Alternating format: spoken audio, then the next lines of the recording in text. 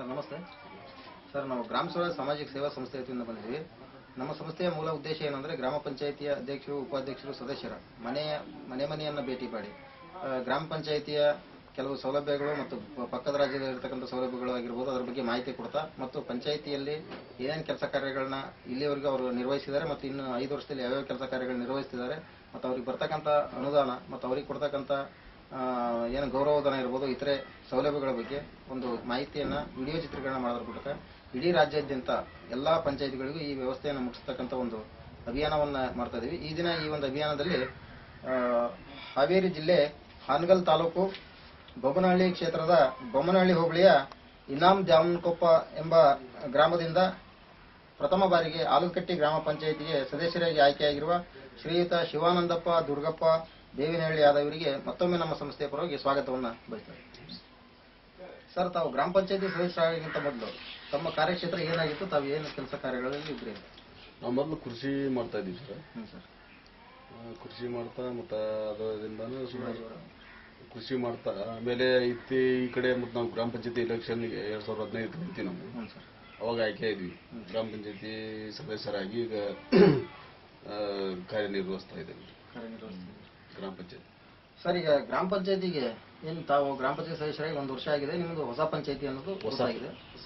ಈಗ ತಮಗೆ ಗೊತ್ತಿರೋದಕ್ಕೆ ಮಾಹಿತಿ ಪ್ರಕಾರ ಗ್ರಾಮ ಪಂಚಾಯತಿ ಸದಸ್ಯಗಳಿಗೆ ಕೊಡ್ತಕ್ಕಂಥ ಗೌರವಧನದ ಬಗ್ಗೆ ಮಾಹಿತಿ.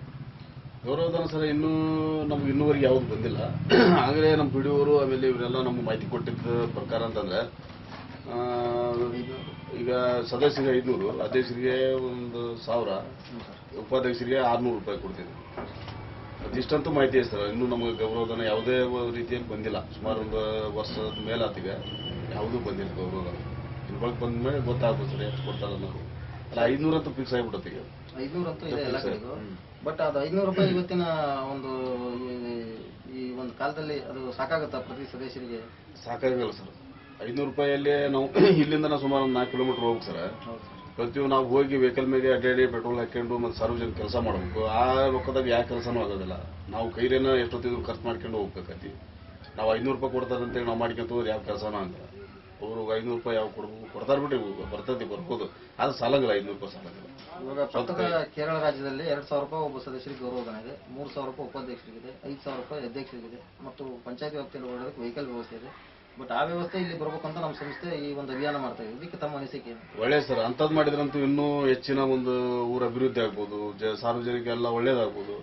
ಯಾಕೆ ಅಂಥವೆಲ್ಲ ಮತ್ತು ಆ ಕಡೆ ರಾಜ್ಯದಾಗ ಮಾಡ್ಯಾರಂತಂದ್ರೆ ಮತ್ತು ಅವ್ರಿಗೆಲ್ಲ ಭಾಳ ಸ್ಪೆಷಾಲಿಟಿ ಸಿಗ್ತೈತಿ. ಈ ಕಡೆ ಅಂತ ಇದು ಇಲ್ಲ. ಈಗ ಅವ್ರು ಕೊಡೋದಿಲ್ಲ ಅಂದ್ರೆ ಸ್ವಂತ ಕೈಲಿ ಎಷ್ಟಂತ ಹಾಕಿ ಮಾಡ್ಬೋದು, ಮಾಡೋಕ್ಕಾಗೋದಿಲ್ಲ ಸರ್.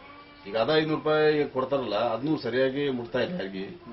ಆಮೇಲೆ ಈಗ ಅದ 500 ರೂಪಾಯಿ ಸ್ವಂತ ಕೈಲೇ ಖರ್ಚು ಮಾಡ್ಕೊಂಡು ಹೋಗ್ಬೇಕಂದ್ರೆ ಆಗೋದಿಲ್ಲ. ಯಾರು ಏನೋ ಅಗದಿ ಬೇಕಾದ್ರೆ ಮಾಡ್ತಾರೆ, ಇಲ್ಲಾಂದ್ರೆ ಇರ್ಲಿ ಬಿಡ. ಆರ್ಥಿಕ ಪರಿಸ್ಥಿತಿ ಚೆನ್ನಾಗಿದ್ದಾರೆ ಮಾಡ್ತಾರೆ ಸರ್. ಇಲ್ಲ ಮಾಡೋದಿಲ್ಲ ಯಾರು. ಸುಮ್ಮನೆ ಇರ್ಲಿ ಬಿಡಪ್ಪ ಅಂತೇಳಿ ಕೈ ಬಿಟ್ಟು ಬಿಡ್ತಾರೆ. ಯಾಕೆ ಅಷ್ಟು ಸ್ಪೆಷಾಲಿಟಿ ಇಲ್ಲ ನೋಡಿ ಸರ್. ಈಗ ಗ್ರಾಮ ಪಂಚಾಯತಿ ಸ್ವಲ್ಪ ಸಪೋರ್ಟ್ ಇತ್ತಂದ್ರೆ ಏನೋ ಮಾಡ್ಬೋದು. ಈಗ ಸ್ವಂತ ಕೈಲಿ ಖರ್ಚು ಅಲ್ಲಿಂದ ನಮ್ಗೆ ಖರ್ಚರ ಹೊರಗಡೆ ಹೋಗ್ತಂದ್ರೆ ಸಾರ್ವಜನಿಕ ಸ್ವಲ್ಪ ಹೆಲ್ಪ್ ಮಾಡ್ಬೋದು, ಊರ ಕೆಲಸನ ಅಭಿವೃದ್ಧಿ ಮಾಡ್ಕೋಬಹುದು. ಮತ್ತೆ ಅದೇ ಇಲ್ಲ ಅಂತ ಏನ್ ಮಾಡೋಕ್ಕಾಗಿಲ್ಲ ಸರ್. ಈಗ ತಮ್ಮ ಪಂಚಾಯತಿ ಬರ್ತಕ್ಕಂಥ ಅಭಿವೃದ್ಧಿ ಅನುದಾನದ ಬಗ್ಗೆ ತಿಳಿಸ್ತೀವಿ. ಅಭಿವೃದ್ಧಿ ಅನುದಾನ ಅಂದ್ರೆ ಸರ್ ಇಲ್ಲಿವರೆಗೆ ಹೊಸ ಪಂಚಾಯತಿ ಅದು ಇಲ್ಲೂ ಯಾವುದೇ ಬಂದಿಲ್ಲ. 14 ಕೆಲಸ ನಮ್ಗೆ ಬರ್ಬೇಕಾಯ್ತು. 12,30,000 ಬರ್ತೈತೆ ಅಂದ್ರೂ ಬಂದಿಲ್ಲ. ಮೊನ್ನೆ 1,30,000 ಬಂದೈತೆ ಸರ್. ಬಂದ್ರೆ ಅದನ್ನ ಒಟ್ಟು ಕ್ರಿಯಾಯೋಜನೆ ಮಾಡ್ಬೇಕಾಯ್ತು. ಕ್ರಿಯಾಯೋಜನೆ ಮಾಡಕ್ಕಂದ್ರೆ ಅಮೌಂಟು ಸಾಲೋದಿಲ್ಲ. ಈಗ ಲೈಟಿಂದು ಆಮೇಲೆ ಇತರೆ ಒಂದು ಸಣ್ಣ ಪುಟ್ಟ SC ಆಗಬೇಕಿರೋದು ತೆಗೆದಿಟ್ರೆ ಮತ್ತೆ ಅದರಲ್ಲಿ ಏನು ಉಳಿತೈತೆ ಸರ್? 1,30,000 ಒಂದು 25% ಇವನ್ನ ತೆಗಿಬೇಕಾಗೈತಿ.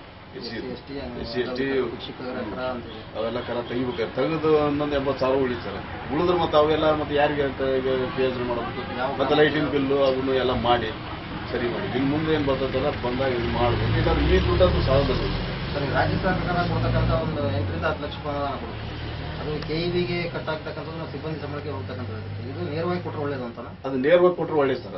ಇದು ನಮ್ಮ ಕೆಲಸಕ್ಕೆ ಆಟ ಇಟ್ಟರಂತೂ ಕ್ರಿಯಾಯೋಜನೆ ಮಾಡಿ ಒಂದು ಕೆಲಸ ಮಾಡಿದ್ರೆ ಅಭಿವೃದ್ಧಿ ಆಗುತ್ತೆ. ಈಗ ಅದ ಅಮೌಂಟನ್ನ ಈಗೇನು ಅವ್ರಿಗೆ ಅಲ್ಲಿ KEBಗೊಂದು ಈಗ ಇವ್ರಿಗೊಂದು ಸ್ವಲ್ಪ ಕಟ್ ಮಾಡ್ತಾರಲ್ಲ ಸರ್, ಅದು ನೇರವಾಗಿ ಕೊಡೋದು ಅನುಕೂಲ ಆಗುತ್ತೆ ಅಂತ ನಮ್ಮ ಇದು. ಸರ್ಕಾರನೇ KEB ವೆಚ್ಚವನ್ನು ಭರಿಸಿಕೊಂಡು ಕಾಯಂ ನೌಕರರು ಮಾಡ್ಕೊಂಡು ನೇರವಾಗಿ ಅವರಿಗೆ ತಲುಪಂತ ವ್ಯವಸ್ಥೆ ಮಾಡಬೇಕು. ಮಾಡಿದ್ರಂತೂ ಒಳ್ಳೇದಾಗುತ್ತೆ. ಇದಂತೂ ಈಗ ಅನುದಾನ ಬಂದಿದ್ದನ್ನ ನಾವು ಪ್ರಯೋಜನ ಮಾಡ್ಕೊಂಡು ಕೆಲಸ ಅಭಿವೃದ್ಧಿ ಮಾಡಬಹುದು. ಮತ್ತೆ ಅದ್ರಾಗ ಎಲ್ಲಾ ಕಡೆ ಅವ್ರಿಗೆ ಕೊಟ್ಟು ನಾವು ಹಂಚ್ಕೋಬೇಕಂದ್ರೆ ಕೆಲಸ ಆಗೋದು ಕೆಲಸ. ನಾವು ಇದು ಹೆಸರಿಗೆ ಮಾತ್ರ ಸದಸ್ಯ. ಹೌದೌದು, ಅಷ್ಟೇ. ಅಲ್ಲಿ ಏನು ಅಭಿವೃದ್ಧಿ ಕೆಲಸ ಯಾವುದೂ ಇಲ್ಲ ಸರ್. ಹೆಸರಿಗಷ್ಟೇ ನಾವು ಸದಸ್ಯರಿಗೆ ಕೆಲಸ ಅಂತೂ 1 ರೂಪಾಯಿ ಕೆಲಸ ಆಗೋದಿಲ್ಲ. ಯಾಕೆ ಅವ್ರಿಗೆ ಕೊಟ್ಟು ಇವ್ರಿಗೆ ಕೊಟ್ಟು ಮತ್ತೆ ಉಳಿಯೋದನ್ನೇ ಏನು ಉಳಿದಿದ್ದಿ ಭಾಳ ಅಂದ್ರೆ ಒಂದು 2-3 ಲಕ್ಷ ರೂಪಾಯಿ ಉಳಿದ್ವಿ. ಎಲ್ಲರೂ 12 ಜನ ಹಂಚ್ಕೋಬೇಕಂದ್ರೆ ಎಷ್ಟು ಬರ್ಬೋದು? ಜನರ ನಿರೀಕ್ಷೆ ಸದಸ್ಯರ ಮೇಲೆ ಬಹಳ ಇರುತ್ತೆ.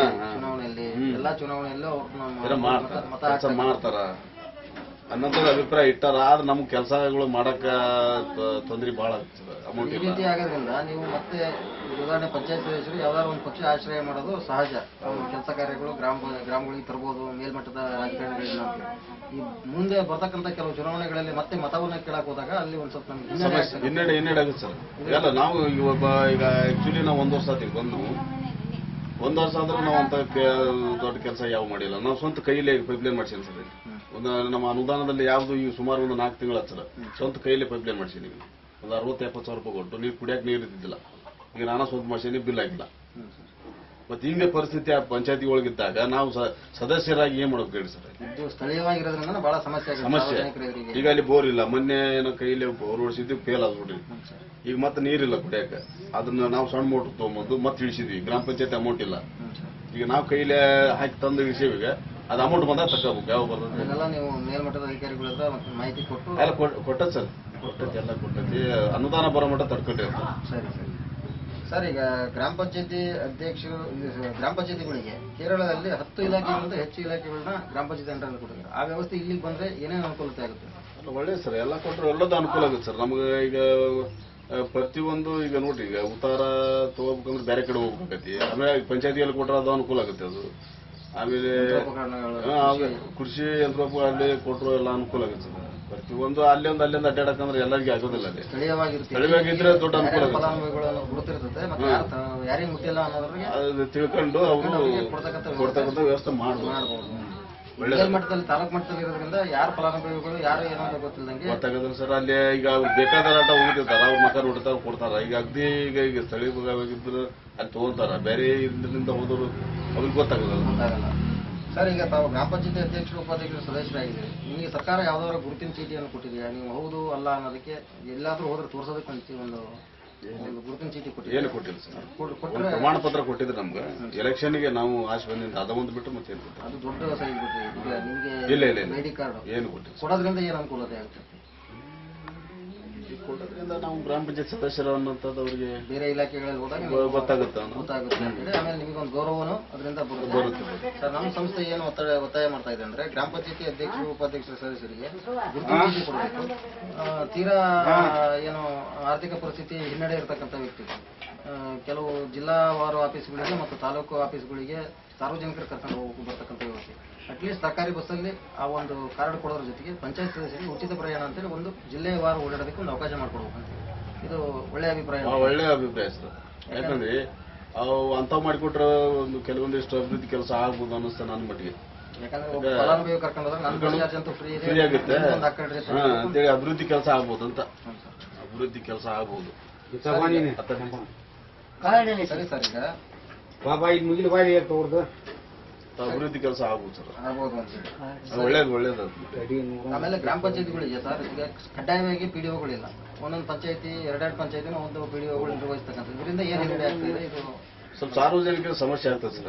ಆಮೇಲೆ ಇಲ್ಲಿ ಕೆಲಸ ಮಾಡಬೇಕು, ಅಲ್ಲಿ ಡ್ಯೂಟಿ ಮಾಡಬೇಕು. 2 ಕಡೆ ಡ್ಯೂಟಿ ಮಾಡೋದು ಸಮಸ್ಯೆ ಅಂತಂದ್ರೆ ಸಾರ್ವಜನಿಕರಿಗೆ ಒಂದು ಉತ್ತಾರ ಬೇಕಾಗ್ತೈತಿ, ಒಂದು ರವಾಸಿ ಬೇಕಾಗ್ತೈತಿ, ಪ್ರಮಾಣ ಪತ್ರ ಬೇಕಾಗ್ತದೆ. ಪ್ರತಿಯೊಂದು ಬೇಕಿರ್ತಾವ ಸರ್. ಅವು ಬೇಕಂದಾಗ ಸಹಿ ಇರೋದಲ್ಲ. ಆಮೇಲೆ PDOಗೆ ಅಧಿಕಾರ ಇರ್ತದೆ ಸಹಿ ಮಾಡಾಗ.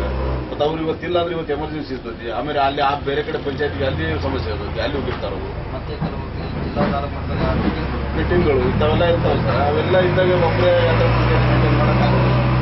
ಯಾಕಂದ್ರೆ ಒಬ್ಬರು ಒಂದು ಪಂಚಾಯತಿ ಮೇಂಟೈನ್ ಮಾಡ್ಬೋದು, ಮಾಡಿದ್ರೆ ಒಳ್ಳೇದು. ಪಂಚಾಯತಿ ಕೆಟ್ಟ ಹೆಸರು ಬರ್ತಕ್ಕಂಥ ಕೆಟ್ಟ ಹೆಸರು ಬರ್ಬೋದು ಬರ್ತೈತಿ. ಮೊನ್ನೆ ಒಂದ್ಸಲ ಹಂಗೆ ಐತೆ ಸರ್. ನಮ್ಮಲ್ಲೇನ ಈಗ ಆಲ್ಕಟ್ಟಿ ಪಂಚಾಯತಿಲಿ 2 ಕಡೆ ಡ್ಯೂಟಿ ಮಾಡ್ತಾರೆ. ನಾವು ಮೊನ್ನೆ ಅಧ್ಯಕ್ಷರಿಗೆಲ್ಲ ಹೇಳಿ ಮತ್ತು ಆ ಪಂಚಾಯತಿ ಬೇರೆಯವ್ರಿಗೆ ಸಾಹೇಬ್ ಕರ್ಸಿದ್ವಿ. ನಾವು ಕರ್ಸಿ ಮಾತಾಡಿದ್ವಿ ಸರ್.